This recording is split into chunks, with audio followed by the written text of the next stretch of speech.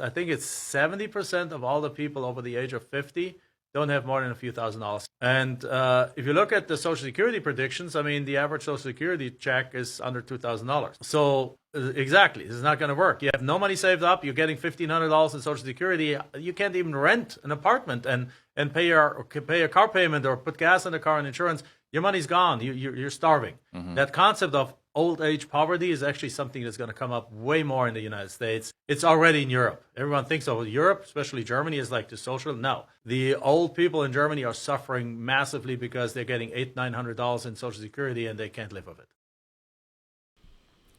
In the face of recent pushes to address the needs of marginalized groups, one of the most vulnerable and inevitable populations is consistently ignored: the elderly. Whether this is due to the stereotype of older people being stuck in their ways, which conflicts with modern views on society, or simply because many prefer to avoid the undeniable proof of their own destiny, the elderly are one of the populations at the highest risk of victimization. However, just as any group has differing experiences based on the intersection of their identities, from race to class to sex, so too are the elderly treated differently depending on if they're male or female. In the U.S., the elderly living in poverty, 3 out of 4 are women. But of those women living in poverty, 80% of them were not poor when their husband was alive. 80%. He dies, she has no idea, money's gone. Women tend to live longer than men, and one evolutionary explanation for this is that grandmothers can help with child rearing that will allow women to have more children at once. So grandparents who babysit live longer. This is a really nice one. So grandparents who babysat their grandchildren had a 37%. So that's why I brought this to you. It's not a small percentage in improvement. 37% lower risk of death during the 19-year study compared with grandparents who didn't babysit or adults of the same age who didn't have grandchildren. And what does it really mean? Well, it means grandparents who stay more active and have more purpose have a greater reason for living. And I think that the spiritual and the emotional side and the stress-based side have so much more to do with longevity than we give it credence. So if you're a grandparent, stay active, keep watching those grandkids. It's great for your children, I guess, as well, giving them a little bit of free time, which is always nice. They probably didn't appreciate it when they were little, but they certainly appreciate it now. Sociologists and psychologists have observed this as well. As adult children and older grandparents co-residents associated with a more gender-equal sharing of housework within couples, arguably because co-residing grandparents take on the execution of a number of household tasks. The observed effect is comparable to that of hiring a paid housekeeper and higher than hiring a babysitter. In other words, the labor of grandparents can greatly ease the burdens of parenthood, which is why many cultures have normalized intergenerational households.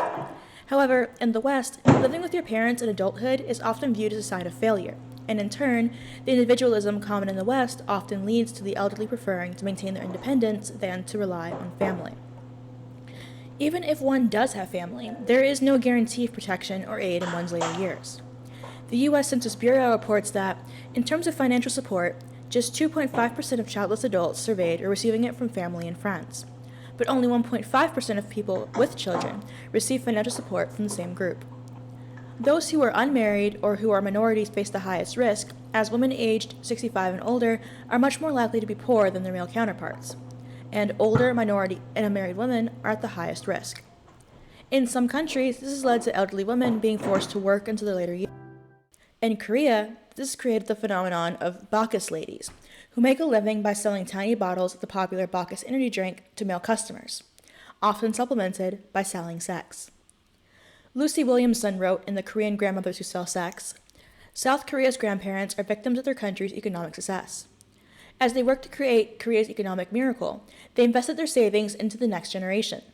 In a Confucian society, successful children are the best form of pension. But attitudes have changed just as fast as living standards, and now many young people say they can't afford to support themselves and their parents.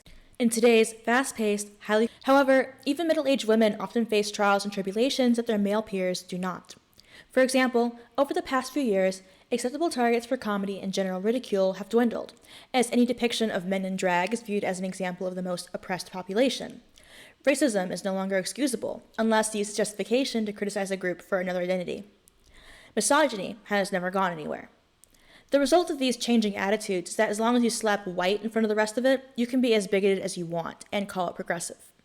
Hence the continued homophobia against white gays and the very obvious misogyny against white women.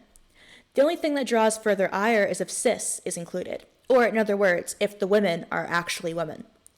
This is most obvious in the Karen trend, which had its roots in acknowledging racism, but has since become a shorthand for insulting older women for being outspoken and refusing to be submissive.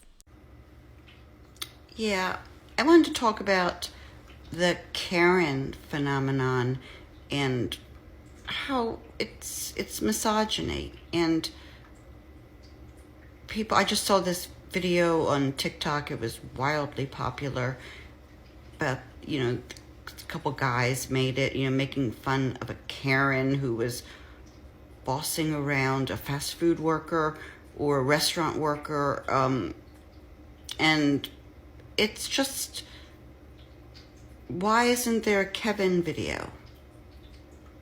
People are like, oh, it's not misogyny, you must be a Karen. No. I don't boss people around in parking lots or order people around in stores.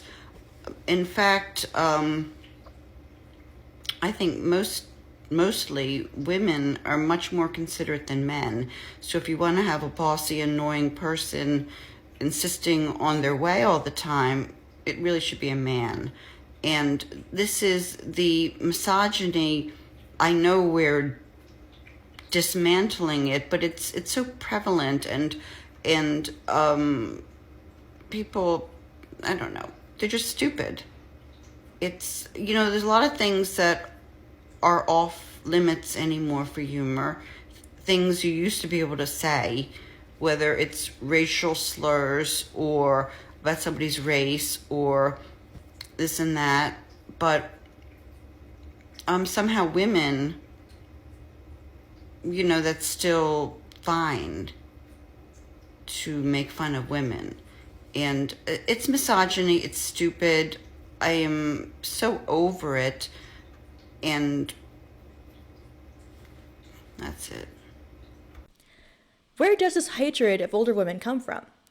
It stems from the obvious, being female and daring to grow old.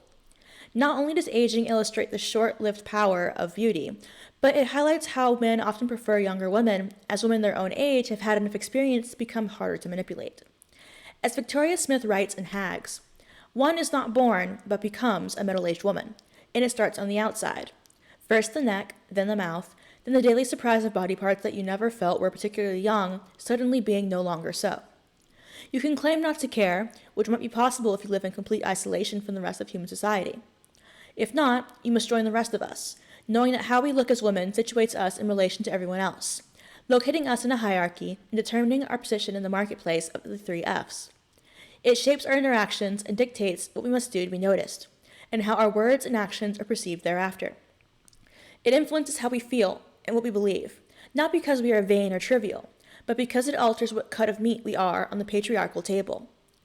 Enter any branch of Boots or Superdrug, and behold how many treatments there are for that terrible sickness, growing old while female. It doesn't matter that none of the treatments work. Buying them is a ritual act of submission. That serum won't transform your face, but handing over the cash shows willingness. It's a joke, but one in which we tread a very fine line between laughing with and being laughed at. We might never have wanted to attract male attention, or we might have long ceased wanting any more, but a sizable number of us continue to behave as if. The performance of vanity is both a form of degradation and an attempt to maintain status. The one informs the other in a feedback loop of ever-increasing shame. Recently, I've had a few companies reach out to me to test out their anti-aging products and to be a part of their anti-aging skincare promotion on TikTok. And I'm like, no. It's 2022, almost 2023, and I can't believe that we are still talking about anti-aging. There is at least 2 problems with the term anti-aging, and the first is that these companies are marketing something completely unattainable. The aging process cannot be stopped. These beauty brands are trying to sell us something not even realistic. They are preying on the fact that people are looking for this everlasting youth and will spend any amount of money to get there. I just find that unethical, and it's something I'm not supporting. Second, when you say anti-aging, that insinuates that there's something inherently wrong with the aging process. Think about the words, the term anti-aging. That's just completely against the aging process. To me, I feel like aging should be considered a privilege that not everybody gets to do. Of course, you want to take care of yourself and be healthy. And if you want to talk about well aging, by all means. But if you are tooting, if you are selling anti-aging products, keep walking. For all the beauty brands out there that are selling anti-aging products, reconsider your messaging. Let's collectively decide that aging is beautiful, aging is sexy. Let's go in that direction. Follow me if you're on board. The resentment towards older women is not just from men, but also from younger women who are short-sighted enough to not recognize that they are looking in a mirror. Everyone grows old if they are so lucky to, and aging is inescapable. The current obsession younger women have with anti-aging illustrates the depth of this fear, as well as the uselessness of it. Those who engage in surgeries, Botox treatments, and other cosmetic treatments at best waste money, and at worst, hasten the signs of aging. Aging is feared far less in men and is even celebrated, as many find older men to be attractive, even when they put far less effort into their appearance. As Smith notes, the experience of living in a female body is marked by instability and change in a way that living in a male body is not. Menstruation, gestation, lactation, menopause. Years in which you are one thing and then suddenly you are not. It is marked by meanings imposed from without. What do breasts mean? Whom are they for? It can be marked by self-hatred, which becomes indistinguishable from hatred of other potential bodies. The older, younger one, the fatter or thinner one, the fertile or infertile one. What we do to our bodies and how we speak of them situates other women in relation to us, and vice versa.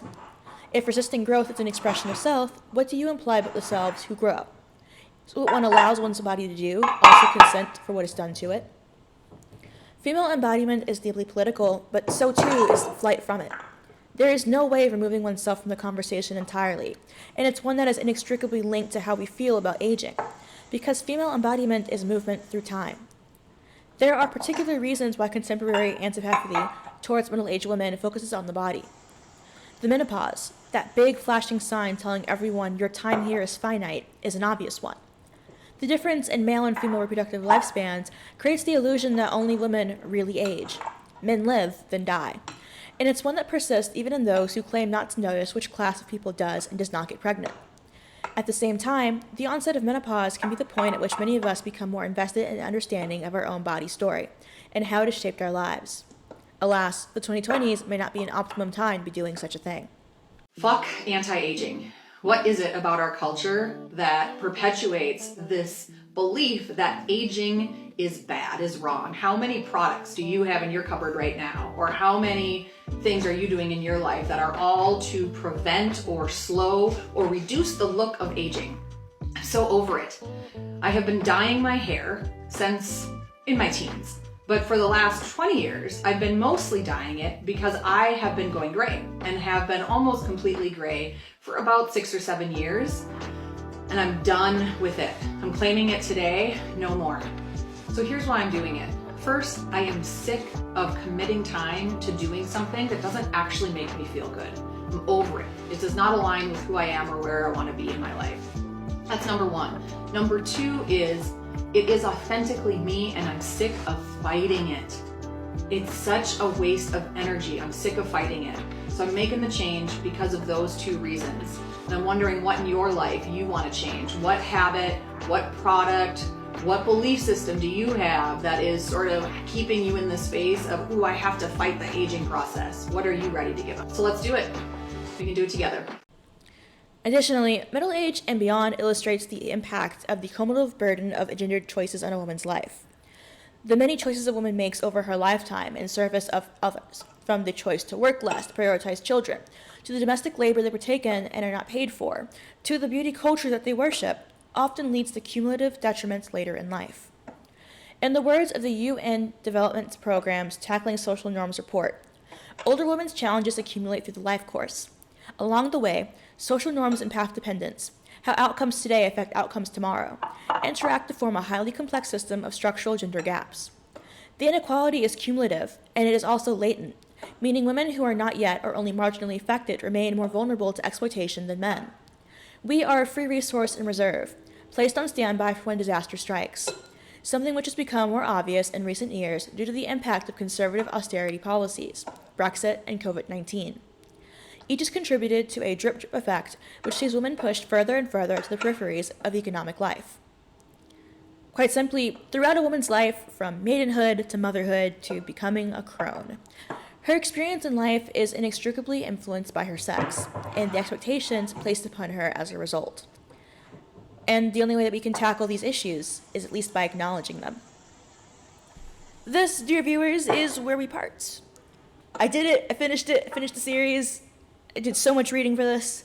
If you haven't read Victoria Smith's Hags, I really, really recommend it, in part because a lot of times when I'm reading anything that's a newer feminist book, there's always this either pandering in it, where they add like a paragraph that makes literally no sense because motherhood has nothing to do with trans women because they're men, but they have to have this paragraph saying, well, trans women still count as women even though they don't play a role in this book, or they end up catering completely to that group with like just complete nonsense language, and you have to like read past the stupidity and the apologies, and it's very, very frustrating.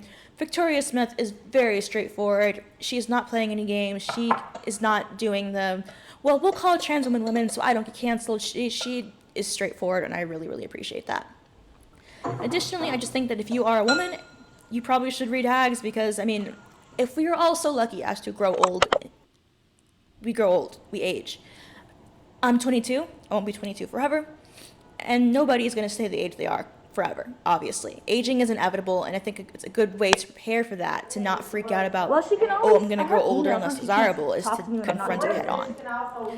Anyhow, if you guys have any comments, questions, or concerns, let me know in the comment section down below, and I'll see you guys next time. Bye.